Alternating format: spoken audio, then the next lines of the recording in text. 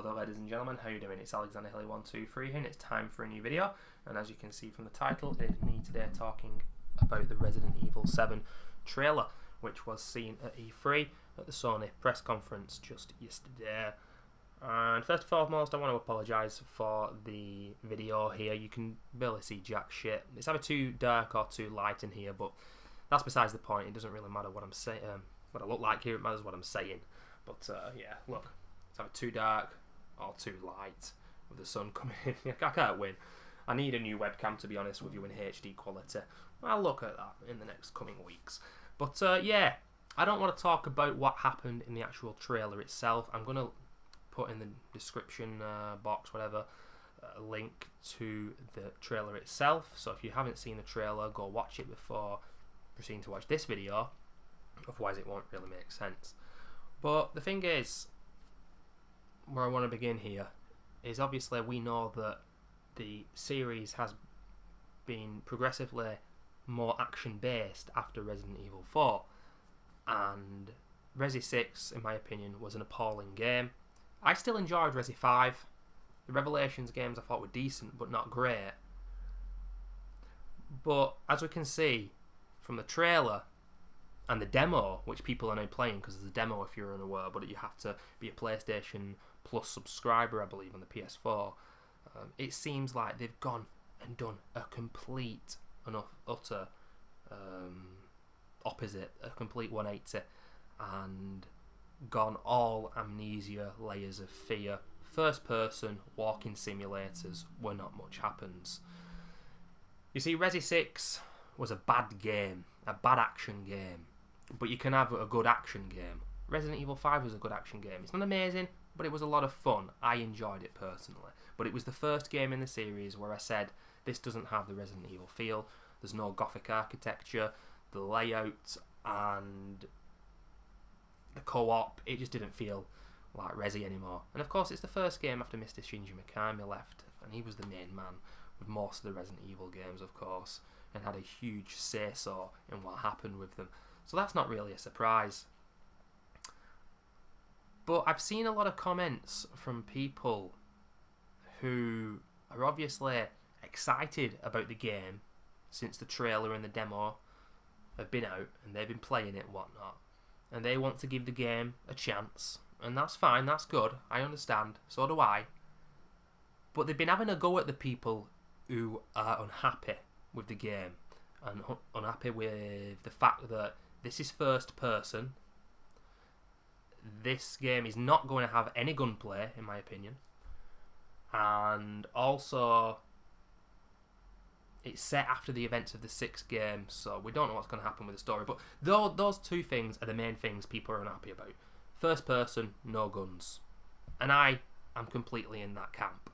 Would I preferred to have the 7th game be Resident Evil 6 times 10 with more Michael Bay, more bad gameplay, more completely nonsensical story, a lazy game which they couldn't be arsed with whatsoever, which meant nothing, awful bosses? Would I prefer that or what we're getting now with Resi 7? I'd have preferred what we're getting with Resi 7. But I am not a fan of Amnesia, of Layers of Fear, of these kind of games. The only one I have liked was Outlast.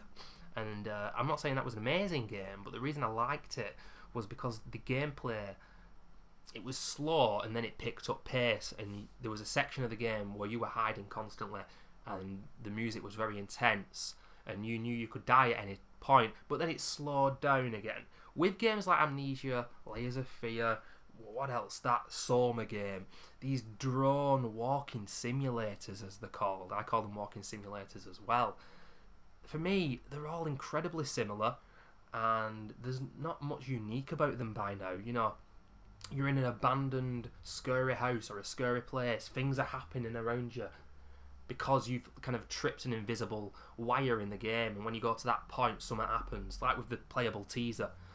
And there's no real gameplay to be had. And the thing is with these kind of games, all the ones I've just mentioned, people don't tend to replay them because there isn't much replayability. There's not much gameplay to be had.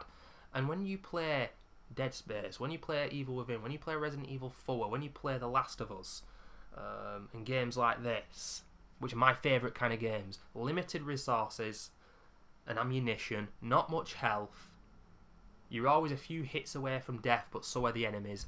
Broken up by a few simplistic puzzles here and there, but tense moments, tense gameplay. That is what I love. And that's what I was really hoping Resi 7 would be. I was hoping for a game that was like Resident Evil 4, but with less action, to be honest. Because I knew it wasn't going to be pre-rendered graphics and tank controls. Maybe we still will get that with Resi Remake 2. But honestly, I reckon if they took a poll beforehand and said, and asked and questioned 1 million Resi fans, do you want the next game to be first person without any gunplay? I reckon there wouldn't be over 5% that would say yes. In all honesty, a lot of people are happy because it's a complete change of direction from 6, and that's good, and I'm happier that it is going to be like that than another Resi 6. But I don't like the kind of games that it is imitating. And it shouldn't be imitating, it should be progressing and being unique. And it could have done that. Of course, a lot of people are saying, well, this is just a demo, it might not be indicative of what the final game is, but I think it will, because it is the same engine, the RE engine. It's actually called the RE engine. And it's been confirmed that it is first person. And when you look at the demo, at the camera slowly moving, I don't think you can have gunplay. I don't think guns are going to be in this game. I don't think health items are going to be in this game. And it's a huge, huge change. It's just incredible. You know, I hope no one calls me out in this video and has a go at me because I'm not happy. I'm worried and I'm not thrilled because of the games that it's imitating that I don't like I say. Because there's no replay value to them in my personal opinion. And also the thing is, first person games are easier to make than third person. I've heard that from a lot of people who know what they're talking about with video games. I don't know what I'm talking about, but they do. And I've heard a lot of people say over the shoulder third person is finicky and irritating. And I'm just worried because we're not getting many games like that these days. It doesn't even have to be a horror vibe. You know, the Uncharted games I've never played. But I am going to PS4 soon. I want to play all the Uncharted games, and of course I want to play The Last of Us. And there were a few interesting games at the Sony E3 press conference that meant that I was not as salty as I could have been with the Resident Evil 7 trailer and demo. Days Gone looked pretty intriguing. Tons of zombies on screen. It was like State of Decay, Walking Dead, The Last of Us all mixed into one. Certainly it looked interesting. Then there was that Detroit Becoming Human game, I think it was called. That looked pretty damn awesome. Must admit, that was intense. From the makers of Heavy Rain, another game that I want to play. A decision-based game, you know, like the Telltale Walking Dead games. And of course The Walking Dead Season 3 has been announced as well. Clementine looking a lot older now. It's going to be intriguing. But we're just going to have to wait and see with Resident Evil 7, guys. It's released January, I think it's 24th, 2017, so it's not that long of a wait. But is there going to be gunplay within this first-person perspective? And is there going to be a lot of replayability? I don't think so.